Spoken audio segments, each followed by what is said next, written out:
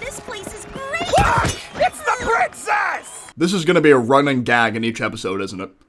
Not complaining though. It's honestly insane how quickly we got episode 2 of The Amazing Digital Circus. I know its popularity got to a point where it's ascending the heavens, but even still, getting a second episode out less than a year after the first, especially when the first was a pilot, is incredible. Big props to Gooseworks and everyone else who's been on the clock working to make this series happen. It's incredible. Real quick, before I get into the general breakdown of this episode, I wanted to let you guys know I opened a Patreon page that's shared between this channel and my other channel dedicated to gaming content. It currently has 2 tiers at $3 and $4 respectively. No pressure, but if you want to, consider becoming a member to help the future of both channels improve the quality of their contents more and, see other perks like sneak peeks of thumbnails, videos, things of that nature. And thank you London Morse and Soden Suzuki for becoming members in the gold tier. All you guys' support, it really does mean the world to me. So, Digital Circus Episode 2 starts off with the darker tones right off the bat, as opposed to working its way up to the existential dread ladder like Episode 1 did. Pomni is having a nightmare about abstracting, while Kane, Jax, and Ragatha just watch her casually plummet into the dark void with no interest in helping her. Despite people like Ragatha, Kinger, and even Jax to a degree being quite welcoming towards Pomni on her first day, she still feels incredibly alone in this world, which makes sense since she hasn't really even been there very long. It's been about a day. Not everyone can just automatically adjust super quickly to what's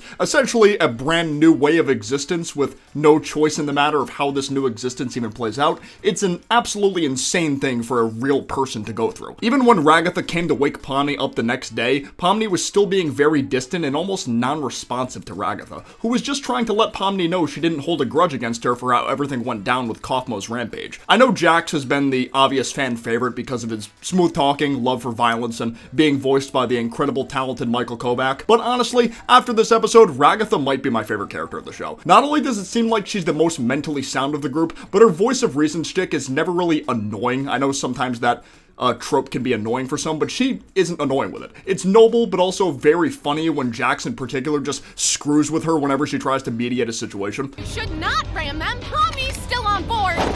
Since I'm sure the vast majority of the fanbase saw the trailers leading up to this episode, it's no secret the main adventure takes place in a candy kingdom. Kane specifically instructs the gang to find a group of bandits that stole the kingdom's supply of maple syrup, because without it, the kingdom will surely fall or something like that. I don't know. It's too bad Zooble decided to not go on this adventure. But that seems to be her thing. Like, unless she's forcibly dragged into one, she just won't participate. I'm curious to see if that's going to be a consistent thing with Zooble down the line, or if some kind of experience on a forced adventure in the future will get her to change her mind or something. I just want to see more of her character, that's all. Once they're at the Candy Kingdom, we can see that these candy people worship Kane as like a god or Jesus of some sort, which is pretty funny, and the princess or queen of the Candy Kingdom, dubbed Lou, informs the bandits stole the syrup with a tanker, so she gives the circus crew their own tanker to make it easier to keep up with the bandits once they locate them. The bandits in question are these 3 Australian crocodiles made of gummy candy who apparently stole the syrup for their village. We never really see this village in question, but based on the context, this must be some kind of poor candy village in need of supplies that the kingdom isn't giving them. It's probably not even that deep, to be honest, but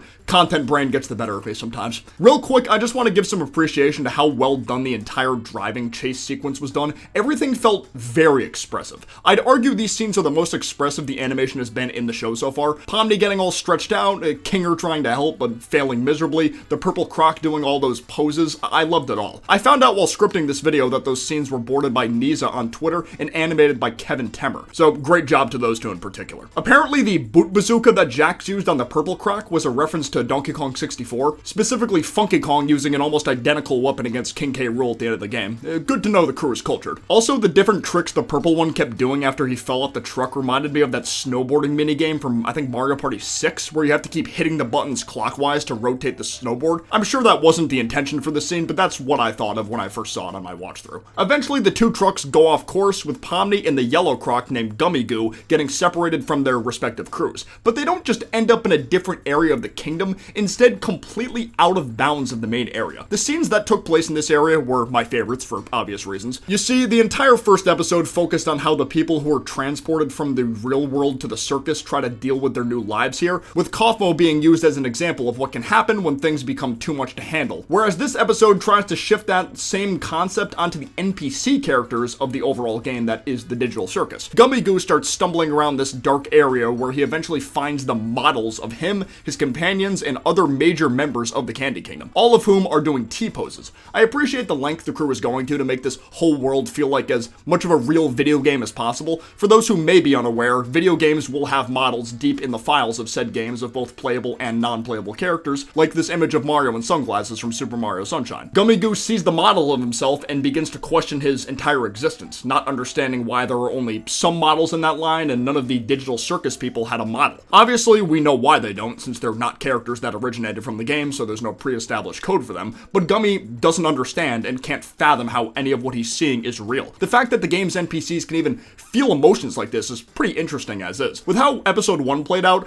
I was just under the assumption that Cain had so much control over how the NPCs worked that there would be no chance or reason for the NPCs to, for lack of a better phrasing, break character even when faced with the reality that they're completely digital beings. So the fact that this guy had a reaction that would be in line with how one of the Digital Circus crew would act upon first finding out about their new reality, it was a pretty cool little plot thread. I'm curious to see if this will be explored further down the line with other NPCs. Eventually, Pomni finds this guy and tries to console him since it felt like she was seeing a bit of herself in him. She was acting very out of it and unresponsive for most of the first half of the episode until Jax forced her out of the truck. And she tells Gummy that his companions would still want to see him and maybe he could come back with her to the circus if he can't handle being in the Candy Kingdom anymore. This is something Pomni really needed. Someone else to act as a reflection of herself to see how she'd been feeling lately, to realize acting that way is just going to lead to her getting abstracted. It's much more ideal to just make the most out of what she can for the time being. Kaufmo probably could have served a similar purpose if they didn't choose to have him abstract before Pomni met him. It took some convincing, but Gummy eventually agreed to go back with Pomni and look for a way back to the main area. Since there was another truck model down there that looked identical to the Croc's first one, they used that and some spare blocks to glitch their way back to the top. While this was going on, the rest of the circus crew was dealing with a giant fudge monster who likes to eat candy people. Felt very similar to how the Gloink Queen scenes went down, just more fun shenanigans, nothing too serious. Both groups reunite with Pomni feeling a lot better now than she did before. Problem is, once everyone returns to the circus, we find out the hard way that NPCs from other areas are not allowed to be in the circus. Wait, what?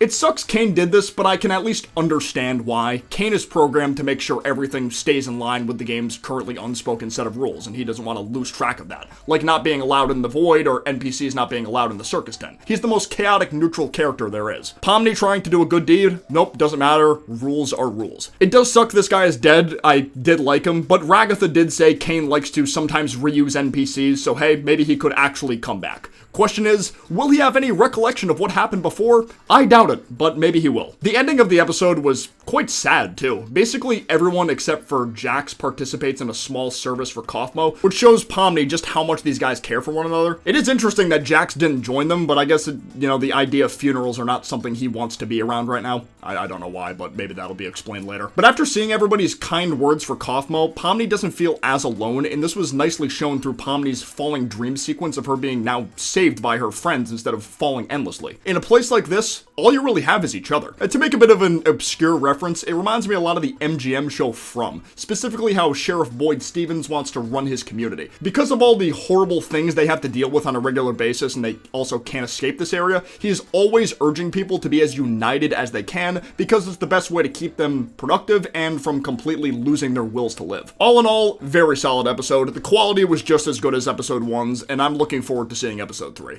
If we actually get episode 3 this year, that would be crazy, though it probably wouldn't be until much later in the year if I had to guess. Let me know what you guys thought about this episode in the comments below, what your favorite scenes were, if you liked it more or less than episode 1, I would love to know your thoughts. Don't be a stranger to leaving a like down below if you enjoyed the video and subscribing for more content like this in the future, but for now, I will see you guys next time. Peace out, take care, bye-bye.